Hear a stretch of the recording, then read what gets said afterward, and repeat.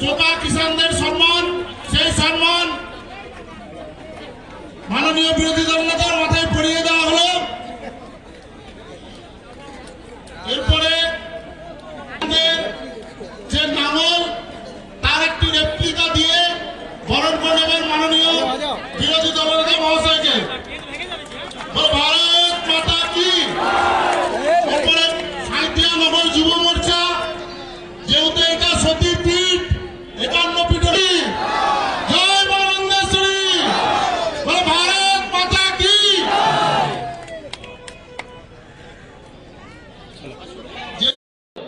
18 লক্ষ ভুয়া রেজিস্ট্রেশন করেছে। এবারের 23-এর রেজিস্ট্রেশনের সঙ্গে এটা মিলে গেছে।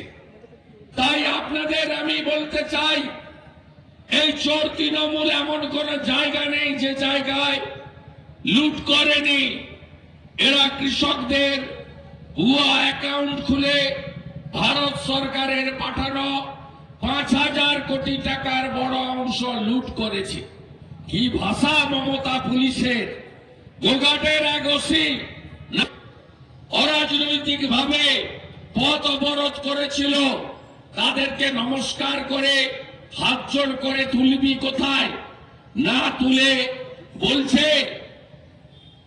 একটু আগে আমাদের নেতারাও বলেছেন, মহাদেব সরকার বলেছেন যে কোন শুয়ারের বাচ্চা চাষি, এত বড় সালাম। এই চাষিদেরকে শুয়ারের বাচ্চা বলে যে মমতা পুলিশ সম্বোধন করেছিল, থানা ছেড়ে পালিয়ে গেছিল।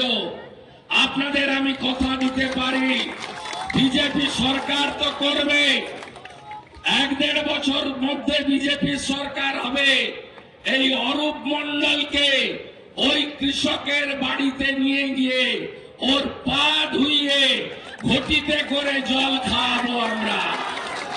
ভারতীয় জনতা পার্টি মনে আপনারা নিশ্চিন্ত থাকুন, আমাদের দাবি কৃষকদের ধান কিনতে হবে, এমএসপি অনুযায়ী কিনতে হবে, ফলদা কাটা যাবে না। আমাদের দাবি 2, আলু চাষি এবং আমন চাষি, কারণ গোটা সরকার আমাদের শস্য ভান্ডার বর্ধমান, ধানের উপর নির্ভরশীল বীরভূম, মেদিনীপুর, 24 পরগনা, হুগলি, হাওড়া, নদিয়া বিস্তীর্ণ এলাকায় 50% আমন তুলতে পারেনি আমার অন্নদাতা ভগবান কৃষক।